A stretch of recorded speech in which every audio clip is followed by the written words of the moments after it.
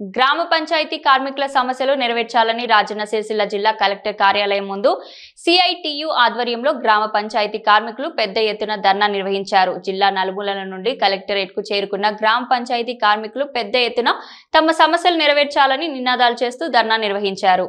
ఈ సందర్భంగా సిఐటియు నాయకులు గ్రామ పంచాయతీ కార్మికుల సమస్యలను నెరవేర్చాలని, పెండింగ్ బిల్లులు చెల్లించాలని, కనీస వేతనం 18,000 రూపాయలు అమలు చేయాలని డిమాండ్ చేశారు. అలాగే మల్టీపర్పస్ విధానాన్ని రద్దు చేయాలని, ప్రమాద బీమా సౌకర్యం కల్పించాలని, ఉద్యోగ భద్రత కల్పించాలని, అధికారుల వేధింపులు మానుకోవాలని కోరారు. ఈ కార్యక్రమంలో గ్రామ పంచాయతీ కార్మికుల జిల్లా అధ్యక్షులు మల్యాల నర్సయ్య, సిఐటియు గ్రామ పంచాయతీ జిల్లా కార్యదర్శి అన్నాల్దాస్ గణేష్, సిఐటియు జిల్లా అధ్యక్షులు ఎగమాటి ఎల్లారెడ్డి, జిల్లా నాయకులు గురిజాల శ్రీధర్, జిల్లా సిపిఎం పార్టీ కార్యదర్శి ముసం రమేష్, కార్మికులు, సిబ్బంది పాల్గొన్నారు.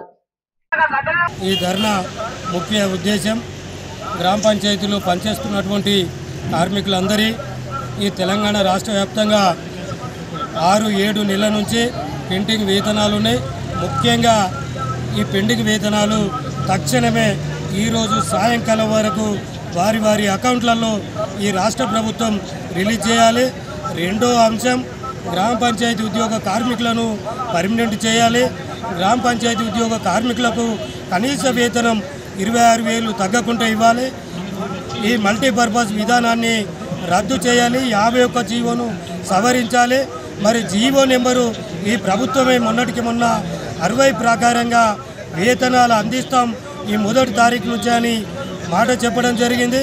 అన్ని స్టేట్ వ్యాప్తంగా కూడా గ్రామ పంచాయతీ ఉద్యోగ కార్మికుల ఆ రిపోర్ట్లన్నీ బ్యాంకు అకౌంట్లో, వారి ఆధార్ కార్డులు, వారు ఎన్ని సంవత్సరాల నుంచి పనిచేస్తూ ఉన్నారని అనేక సార్లు తీసుకున్నారు.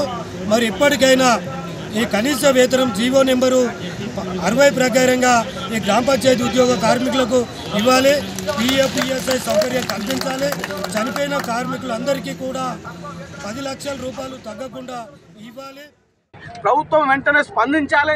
గ్రామ పంచాయతీ కార్మికుల గత సమ్మెప్పుడు మీరు ఏదైతే హామీలు ఇచ్చారో, మీ మేనిఫెస్టోలో ఏదైతే పెట్టారో అది అమలు చేయాలని చెప్తున్నాం. కనీస వేతనం 18,000 తగ్గకుండా వేతనం ఇవ్వాలి. గ్రామ పంచాయతీ కార్మికుల్ని పర్మనెంట్ చేయాలి. 10 లక్షల వరకు ఇన్సూరెన్స్ సౌకర్యం కల్పించాలి. 10 లక్షల వరకు హెల్త్ కార్డు ఇవ్వాలి. అలాగే రిటైర్మెంట్ బెనిఫిట్స్ కింద 5 లక్షల రూపాయలు చెల్లించాలని, మట్టి ఖర్చులకు 30,000 రూపాయలు ఇవ్వాలని ఈ ప్రధాన డిమాండ్లతో ఈరోజు కలెక్టర్ ధర్నా చేస్తున్నాం. ప్రభుత్వం రేపు 30న జరిగే కేబినెట్ సమావేశంలో ఈ కార్మికుల గురించి చర్చించకపోతే జనవరి 5 తర్వాత నిరోధిక సమ్మెలోకి వెళ్ళడానికి కూడా కార్మికులు సిద్ధంగా ఉన్నారని చెప్పి తెలియజేస్తున్నారు.